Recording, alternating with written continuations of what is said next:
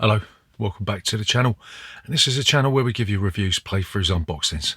Generally like to talk a load of bollocks about tabletop gaming in general, and in this video we're going to be talking about a Stefan Feld game from 2019. We're going to be talking about Carpe Diem, and in this game you'll be choosing tiles from a central display. You'll be placing them onto your player board, completing buildings, completing different types of landscapes that will give you rewards and victory points that will allow you to win the game. So in this video we're going to be giving you a very brief overview of the rules. We'll be telling you what we do like, what we don't like, and then we'll come back and we'll tell you whether or not Carpe Diem is worth your time and bother today and in the future. So remember, if you're new here, then please consider subscribing to this channel. Leave a comment in that section down below, and we'll see you after this.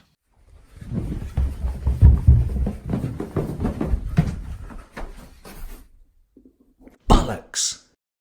So, Carpe Diem, how'd you play this game?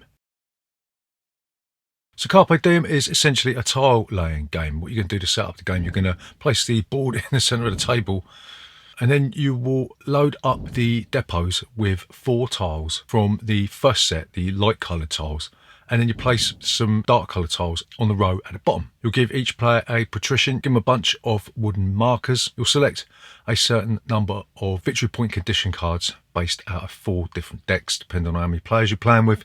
These are going to be different every game. You'll shuffle the fountain cards, stick them by the board, and you'll dump the victory point cards by the board as well. Each player also gets their own little player board, and you will select 4 different border tiles, and you'll construct a border around your player board, and you'll stick down those tiny little fiddly banderole tokens on the relevant spots on your player board, right? So this game consists of 4 rounds of 7 phases each. First thing you're going to do is you're going to randomly place your patrician on one of the depots. You'll move your patrician either clockwise or anti-clockwise, and you will select a tile from the depot that you moved them to, right? So once you've done that, you will dump your first tile onto the shovel space on your player board, and subsequently you'll have to place a tile adjacent to another tile. There is a rule, like in games like Isle of Skye and those sort of things, where you will have to match terrain with terrain or buildings with buildings. So you're going to have to put pasture next to pasture, you have to put grapevines next to grapevines, or silver buildings next to silver buildings. You get the idea, don't you? So if you place your tile on a banderole token, you will take the tile off the board and you will move your token 1 space up the banderole track at the top of the board, right? These are worth victory points at the end of the game, so it's quite important to do that. One of the most important things you've got to be mindful of when you're placing tiles is that you can complete different types of landscapes and buildings by ensuring that they are surrounded by pasture or basically completed. So if you've got,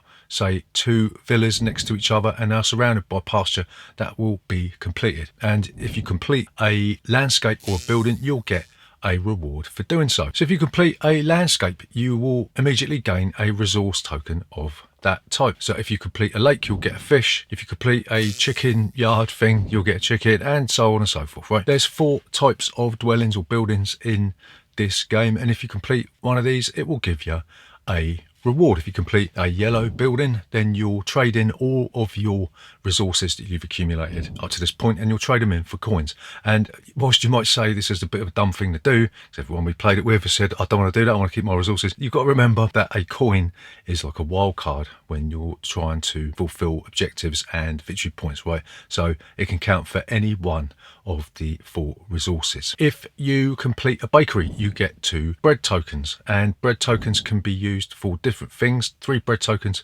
can substitute the need to complete some of the victory point card conditions, or you can give up 1 bread token to move your patrician to anywhere on the depot rondel thing. If you complete the administrator building, which is the silver building, you get to move your token 2 spaces up on the banderole track. And if you complete the craftsman building, which is the green one, then you get to take and place a tile from the bottom row. Markets give you 1 coin, ovens give you 1 bread, and fountains let you take 1 of the fountain cards, which give you extra ways to gain victory points. So once everyone's completed their 7 phases of this round, then you will do a bit of end of round scoring. The player who is furthest up on the bannerole track will start doing this, and what you do, you'll take one of your tokens and you'll place it on one of the spaces on the victory point cards, and you'll notice that you can place them either horizontally or vertically. You'll either trade in some of the resources or you'll complete the requirements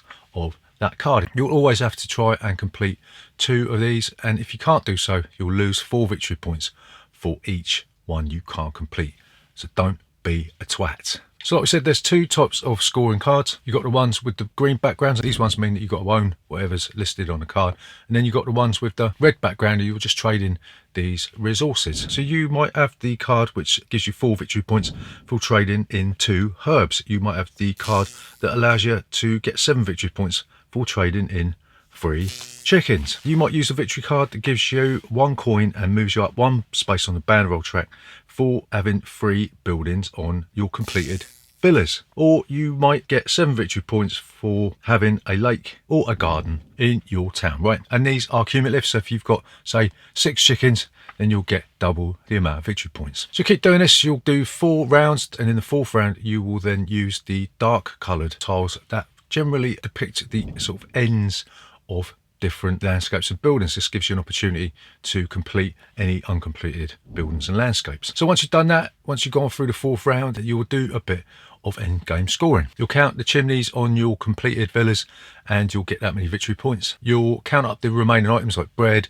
any resources you got and all that, coins and things, and you'll divide it by 2 and you'll get that many victory points. You'll get points dependent on how far up on the banderol track you are. You'll look at your fountain cards and you'll get any victory points that are depicted on those. And then finally, you look at the border of your player board, and if any of the listed buildings intersect the line on the border, then you'll get that many victory points. Once you've done that, the player with the most victory points will be the winner of Carpe Diem. So what do we like about Carpe Diem?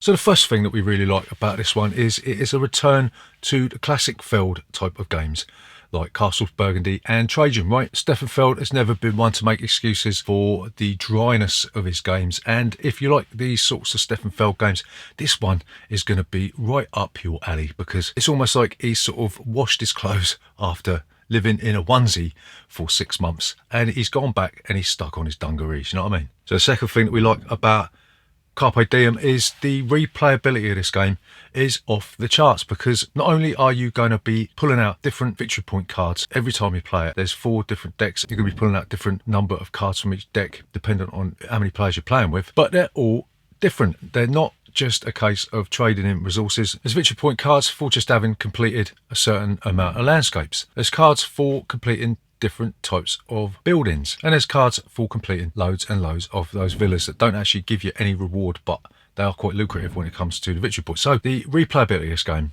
is unrivaled in Stefan Feld games, right? The next thing we really like about Carpe Diem is it's easy to adapt your strategy mid-game, because it's quite simple to keep track of roughly how many tiles have come out. We've played this loads and loads of times, and it seems to us where there's not that many resources, you can more or less tell when the chicken tiles are going to come out and when the grape tiles are going to come out, because you know how many of each one there is. If you add to that the fact that victory point spaces get blocked at the end of each round, it leaves you no room to sort of guess which strategy and which victory point cards each player is going to go for. Whilst the victory point conditions are more or less locked down quite quickly, the fact that you're randomly pulling tiles out and there's only 4 rounds allows you to more or less second guess how many of those tiles have come out and how many are yet to come out, right? The final thing that we like about Carpe Diem is the final round is reserved for those darker tiles, and what this means is you will have the opportunity to complete a lot of buildings and a lot of landscapes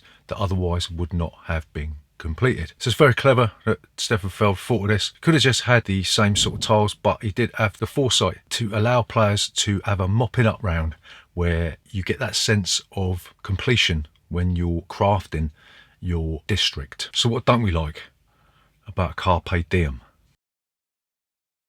So the first thing that we don't like about Carpe Diem, we say this about every bloody Stefan Feld game, is it looks like complete and utter shit. Who the bloody hell done the art for this? Hang on, I'm going to have a little look. Fox says it's designed by Lalanda Haruska or someone like that. So my advice to you is just get another fucking job. It looks absolute crap. I mean, you look at some of the tiles. I mean, the chicken tiles look like somebody's taken a dump in the middle of your back garden. When you're looking at the great tiles, it just looks like somebody's vomited on a pavement. It's absolutely atrocious. For the love of God, Ravensburger, sort out the bloody artwork on these bloody games. So the second thing we don't like about Carpe Diem is it's another themeless fucking Euro from Stefan fucking Feld. Seize the day. I mean, what the bloody hell does that mean? It don't mean nothing, does it? There's nothing to link the theme of this with what you're actually doing in the game. And if you look at the box art, what the fuck is that? He's not even looking at the woman he's trying to buy stuff off. Do you know what I mean? What the fuck is that? And it's not like this was even like sort of 20 quid like it was when we bought Castles of Burgundy. This was a full price 35 quid game. If you're gonna be releasing games in this day and age, for fuck's sake, make them look nice and try and link the theme to what you're actually fucking doing in the fucking game. Next thing we don't like about Carpe Diem is there's not much player interaction aside from maybe blocking the spaces on the victory point cards, or maybe just taking a tile for the sake of fucking up someone's strategy, right? That's basically it. So essentially it's another multiplayer solitaire game, just like all the other dry, themeless multiplayer solitaire games that you've played before. So the final thing that we don't like about Carpe Diem is we hate victory point cards. In the rules it tells you that you could place these face down to make it more exciting at the end of the game, but they're double-sided, right? So it's like, what you're gonna have to do is you're gonna have to put them on top of each other. It would have been better had these been single-sided tokens, because then you can just put them down and forget about it, right? And also they're bloody fiddly to pick up, aren't they? If you're sitting over that side of the table and the victory point cards are over that side of the table, you've got to have somebody fiddling around with them, and they all slide around because they're not textured cards. So yeah, they're just a pain in the arse. To summarise, is Carpe Diem worth your time and bother today and in the future? So we're going to say yes, we do actually enjoy playing this game. Feld retreads old ground with this intriguing take on the tile laying genre. It looks like complete and utter dog shit, and it's as themeless as all the other Stefan Feld games that you've played before. If you hate Stefan Feld games with a passion, this is not going to change your mind in the slightest, so don't bother with this one. But if you've been longing for a return to form, a return to the dry, tasteless Euros of yesteryear, of when Stefan Feld was king of the castle, then this might just be the game for you. So remember, if you're new here, then please consider subscribing to this channel. Leave a comment in that section down below, and we'll see you next time.